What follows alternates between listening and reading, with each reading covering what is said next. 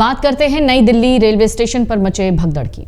महाकुंभ जाने वाले यात्रियों की भारी भीड़ की वजह से मची भगदड़ में कम से कम 18 लोगों की मौत हो गई है। नई दिल्ली रेलवे स्टेशन पर यह हादसा शाम 8 से 8:30 बजे के बीच हुआ है। पहले तो रेलवे के अधिकारियों ने नई दिल्ली स्टेशन पर किसी भी तरह की भगदड़ और यात्रियों की मौत से इनकार किया, लेकिन देर रात दिल्ली के एलजी ने ट्विटर पर पोस्ट करके इस हादसे में कई यात्रियों की मौत की जानकारी दी। देर रात एलएनजेपी अस्पताल पहुंचे एलजी वीके सक्सेना ने कहा, घायलों का इलाज चल रहा है। दिल्ली पुलिस रेलवे स्टेशन पर है।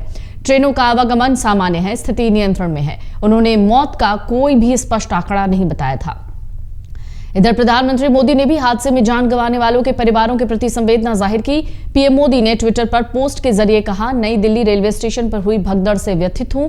मेरी संवेदनाएं उन सभी लोगों के साथ हैं जिन्होंने अपने प्रियजनों को खो दिया है। मैं प्रार्थना करता हूं कि घायल लोग जल्दी ठीक हो जाएं।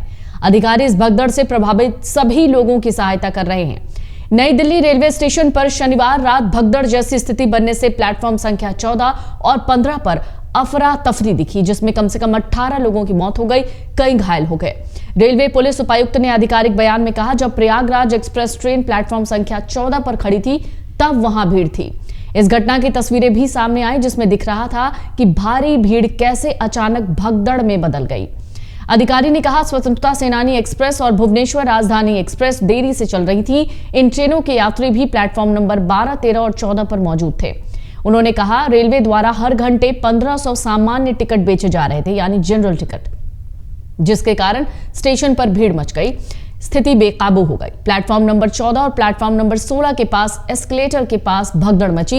ये घटना रात करीब 9:55 पर हुई, जिसके बाद आपात प्रक्रिया की आवश्यकता पड़ी। दिल्ली अग्निशमन सेवा प्रमुख अतुल गर्ग कहते हैं कि अधिकारियों ने तुरंत बचाव दल भेजा। राहत बचाव प्रयासों में सहायता के लिए दमकल की 4 गाड़ियों को घटनास्थल पर भेजा गया।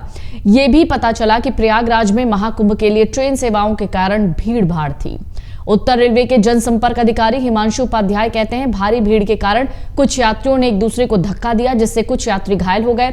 उन्हें प्रारंभिक उपचार के लिए अस्पताल ले जाया गया। रेल मंत्री अश्विनी वैष्णव ने पोस्ट में कहा है कि स्टेशन पर स्थिति अब कंट्रोल में है।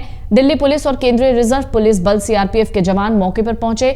उन्होंने कहा, घायलों को अस्पताल ले जाया गया है। अचानक भीड़ से निपटने के लिए विशेष ट्रेनें चलाई जा रही हैं। उधर रेलवे बोर्ड के सूचना और प्रचार विभाग के कार्यकारी निदेशक ने कहा है कि कोई भी ट्रेन रद्द नहीं की गई। सप्ताहांत में प्लेटफॉर्म पर यात्रियों की भारी भीड़ थी। सीसीटीवी फुटेज देखने के बाद ही वास्तविक कारण का पता चलेगा।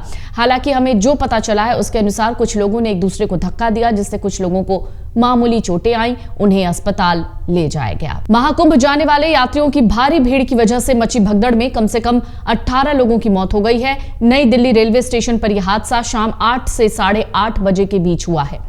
पहले तो रेलवे के अधिकारियों ने नई दिल्ली स्टेशन पर किसी भी तरह की भगदड़ और यात्रियों की मौत से इनकार किया, लेकिन देर रात दिल्ली के एलजी ने ट्विटर पर पोस्ट करके इस हादसे में कई यात्रियों की मौत की जानकारी दी। देर रात एलएनजेपी अस्पताल पहुंचे एलजी वीके सक्सेना ने कहा, घायलों का इलाज चल रहा है। दिल्ली पुलिस रेलवे स्टेशन पर है। ट्रेनों का आवागमन सामान्य है, स्थिति नियंत्रण में है। उन्होंने मौत का कोई भी स्पष्ट आंकड़ा नहीं बताया था। इधर प्रधानमंत्री मोदी ने भी हादसे में जान गंवाने वालों के परिवारों के प्रति संवेदना जाहिर की। पीएम मोदी ने ट्विटर पर पोस्ट के जरिए कहा, नई दिल्ली रेलवे स्टेशन पर हुई भगदड़ से व्यथित हूं। मेरी संवेदनाएं उन सभी लोगों के साथ हैं जिन्होंने अपने प्रियजनों को खो दिया है।